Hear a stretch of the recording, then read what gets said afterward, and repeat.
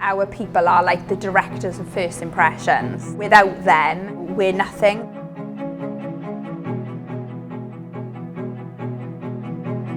It's not about cleaning. We need a much healthier environment to take care of our employees as best we can. The culture of people building those relationships. So despite there's a different jacket, they've made that effort to build those relationships and making very high quality products. And we need the highest standards possible. What I feel is going wrong in the cleaning industry is... Hi Rachel. Hello. Nice to meet you again. I'm excited. Nice to see you.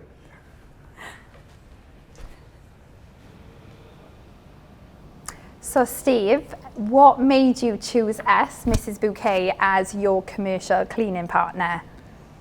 I think the answer to that question, Rachel, it just goes back to some of the things we've learned over the last 2 years, where we want to go as a company. What did we learn from those 2 years about our employees, wellness of employees, and the environment that our employees work in? So rather than thinking of just cleaning as cleaning in the old traditional way, we were considering about infection-free environments, healthy environments, making an environment that our employees can feel a little bit more engaged in. And I think that's what I found when I read about your company, trying to change the perception of the cleaning industry. And that seemed to fit quite well what we were considering here as we're embarking on a new journey.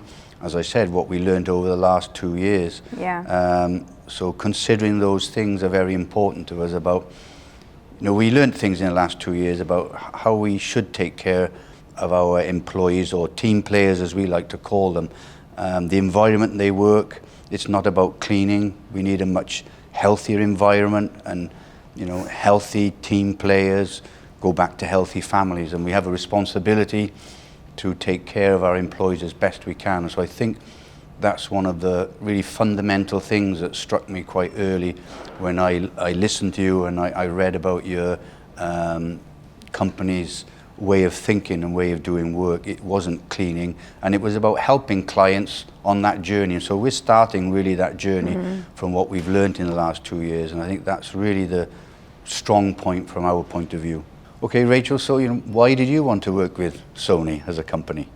For Sony, to me, would be obviously amazing, not just because of the brand, but once we started to understand the company more, we really realised how aligned you were on the same values as us, which we put people at the heart of our business. We're a people-centric business.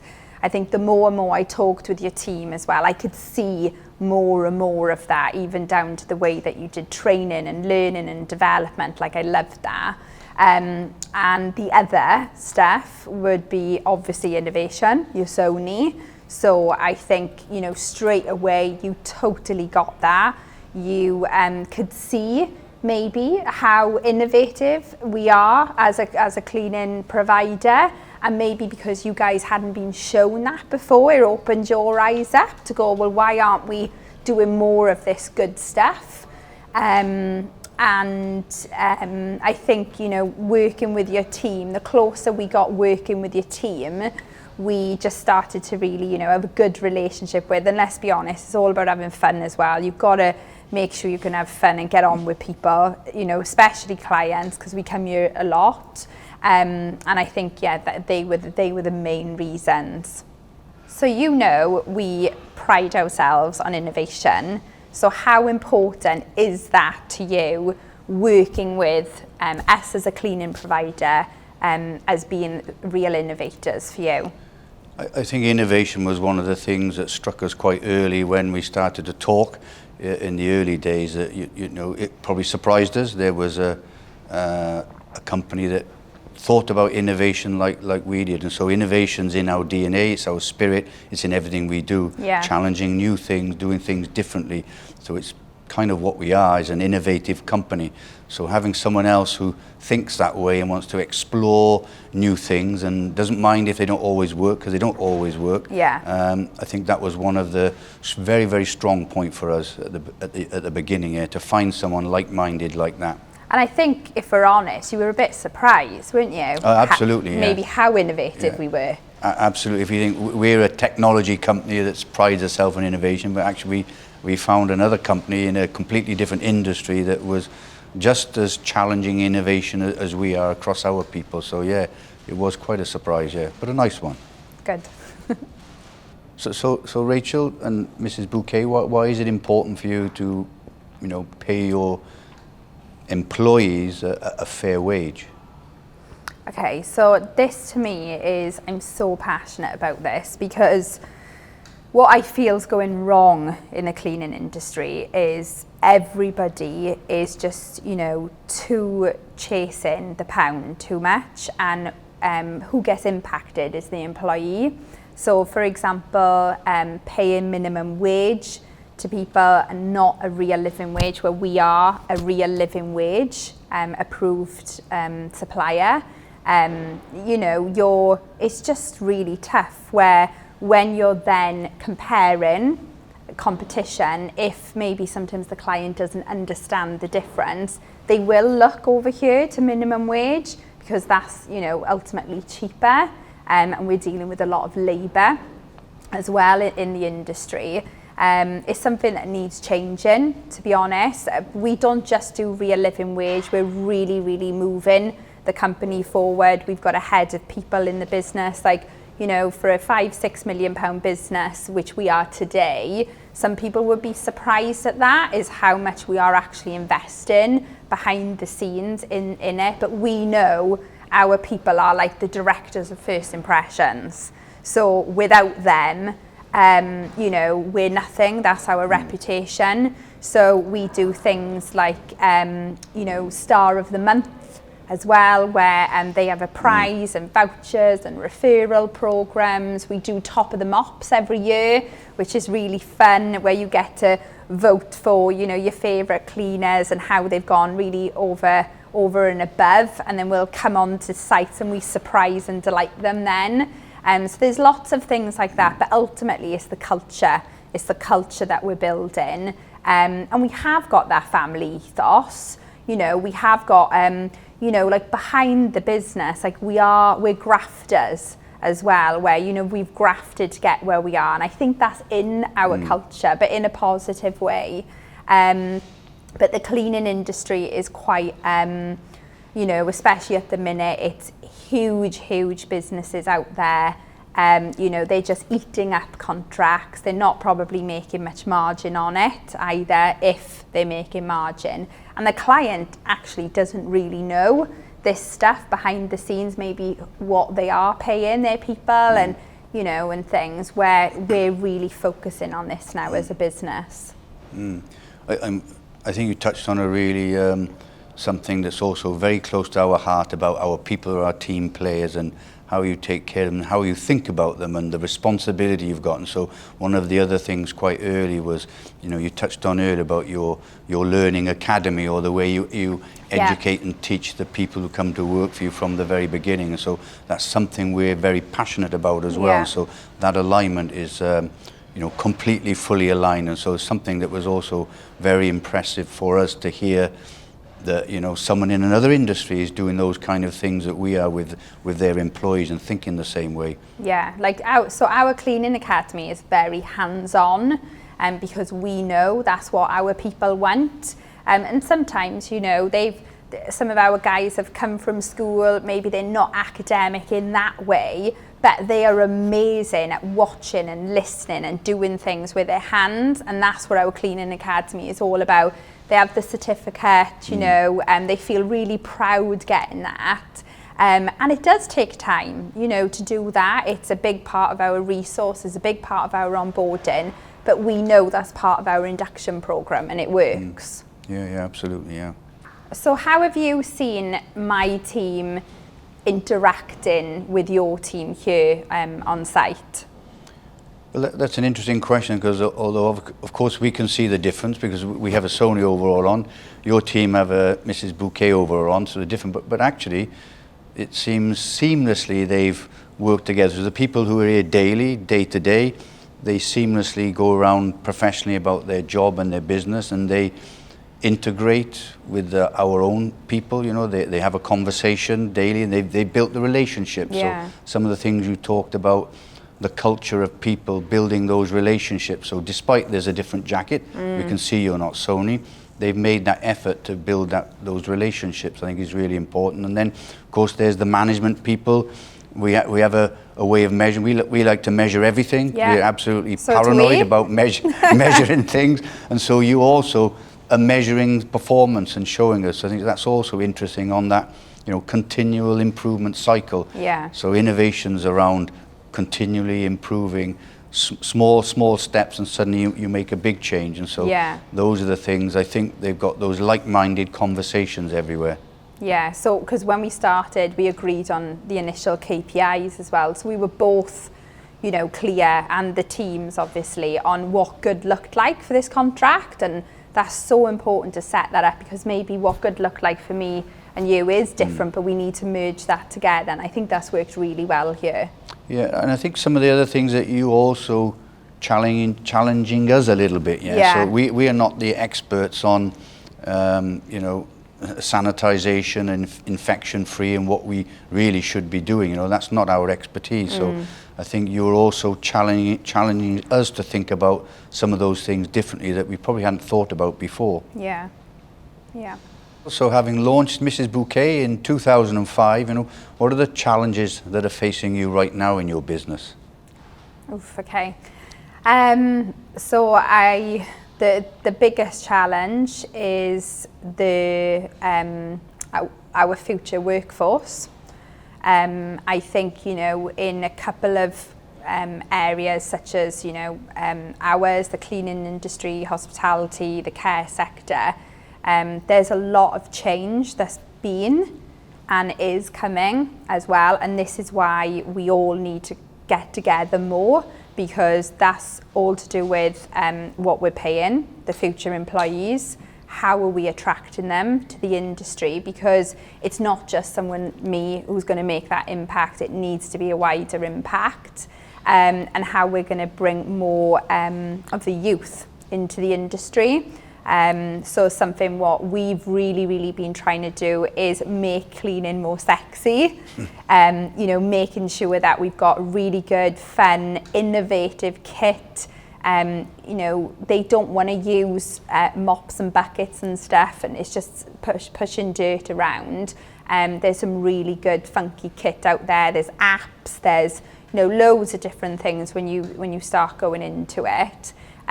Which is a big part of it, and also our brand. And we really do mean it when we say we want to change the perception of the cleaning industry, because it's very old. It's, you know, usually in the 80s, that's how people are still operating. Even the way that people do costings behind the scenes is very old school, and we want to disrupt the industry.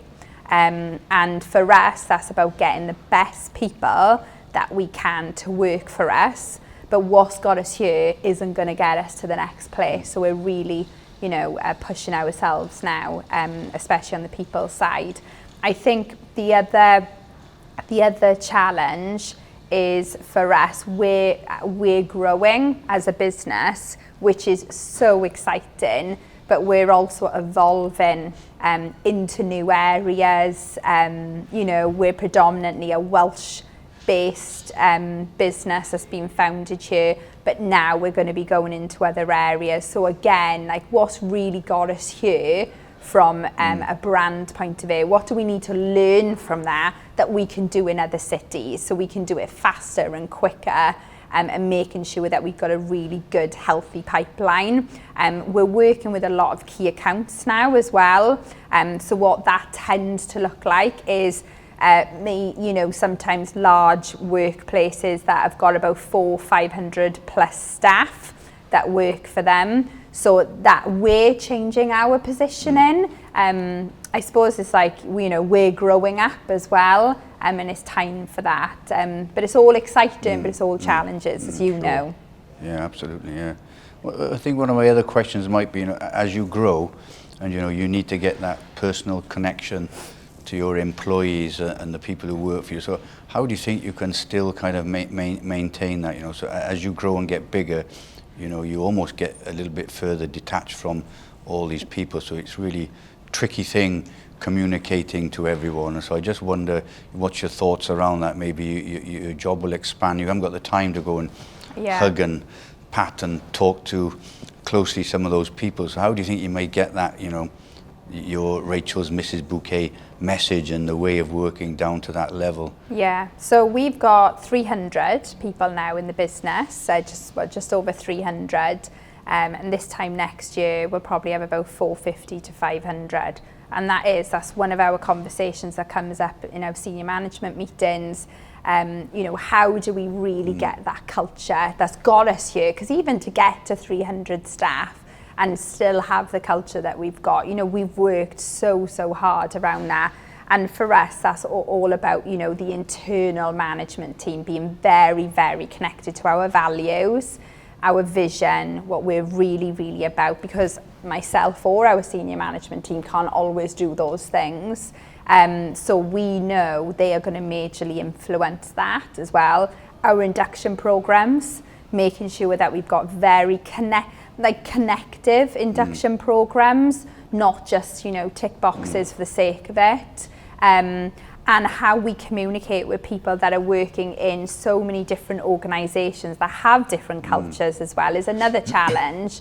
So, you know, basic things that we do for us is we've got a Facebook group. I can do videos on that. My team can do videos, so they can, you know, they can still see and hear company news and things. So we're quite interactive on there. But no, we can't go and see everybody, but we can still drive that story, that vision and those values through our induction, and then one-to-ones and, you know, other things then that we do in our reward systems as well. Yeah, no, it's really encouraging to hear that. Yeah, and I also just go back to the point you touched on, evolving businesses. So, you know, that's something we've done here particularly quite well, I think, over the last probably 16 years, where we kind of had some trouble, but we evolved our business to something else, and that's something that we said we never wanted to go back to there. So, you know, always being able to evolve and create and get new arms to your business and make you competitive and a better proposition is something you can almost never stop doing. So it's really encouraging to hear you have that really positive outlook to say you don't just do this thing and we do it forever and a day. Yeah. We have to find new ways. You said it's a competitive world out there for talent and for business. So to hear you talking about, you think about those things is really encouraging. Yeah, and I think like for us now, especially like for our management team, like our future pipeline of our management team, we're having people coming and knocking on our doors now because they're fed up working for these massive cleaning companies that are, you know, back from before. They want to work for someone a bit disruptive, a bit funky, you know, where they can put their ideas in, and maybe in 3 weeks' time, that idea is actually being instilled into the business. But, you know, I always say to my team, the oil tankers will not win the race, but the speedboat is nippy, and it will. So we've got to still make sure we've got that, you know, we've got to be fast when we make changes, and I know the bigger we're going to get, that is going to get challenging. So, you know, but that's what it's all about. Yeah. I like the fact when, you know, you talked about having people who come to work, you know, with a smile on their face, or they're happy to come to work and they want to come to work. So we kind of told ourselves that a long time ago when I said we had some dark times, and then we always said, no matter how difficult it gets, we have to come to work for quite a long time every day. We have to do our best. So we should come with a smile on our face and be as happy as we possibly can, yeah? So that's something we did. And I did once, I just put a smiley face on a chart to some people and said, we just got to come to work smiling, please. Yeah, yeah. And for us as well, we want people to be happy, but we also are very aware that, you know, everybody needs support, don't they? You know, we're not just an employee in work, it's a big part of their life, you know, working for an organisation. So supporting them with maybe challenging times that they're going through and things, you know, is so important to us as well. You know, and I think, you know, being a people-centric business, people can say it, but it's all about the actions and actually doing it, and then hearing those stories coming back in from your people. Or if I walk on this site and I'll ask them, you know, what's it like to work for Mrs Buckét, I'll be able to know just from their face, isn't it, and their expressions, and they'll tell me the truth. They will tell me the truth, even if there's some really good little juicy nuggets there. You know, I'll take them and I'll think, actually, that was a really good idea. We need to implement that. Or actually, we did do wrong there. We need to learn from that. So I need to feed that back into our team. But really listening to your workforce, because all the ideas is there. So I know how important culture is for you here, but what is the actual impacts that you've seen to the culture since using us at Mrs Buckét? Well, I think, it's, as you rightly said, Rachel, in the first statement, we're Sony, and culture and our Sony DNA is really important to us. You know, we live and breathe it every day, and so how do you embed that in your organisation routinely is really one of the biggest challenges, but we pride ourselves in being able to do that. And I think I said at the beginning, we found a like-minded company that also thinks like that about having your culture, and it's a positive culture of an encouraging culture, engaging culture, rewarding culture, learning culture. So they're all the things that we talk about, and so we can recognize it actually quite easily with your staff. You know, it's not like they stand out as Mrs Buckét. It feels like they're already integrated with part of us. So I think that really having like-minded people at the beginning is really important. There's not really too many barriers to break down with all of the people who work for you. You know, it's quite easy to have those conversations. Yeah. It's fairly seamless. Always was thinking about the same things. Our employee got the same positive mindset. This is a win-win. Nobody loses. We all win. We're in it together. Collaborative. So I think those are the things we've seen that we don't have to struggle with people from Mrs Buckét. Yeah, it's kind of accepted. They're already on that page and that way of thinking. So I think that bit has kind of struck us quite early and been a really positive thing for us.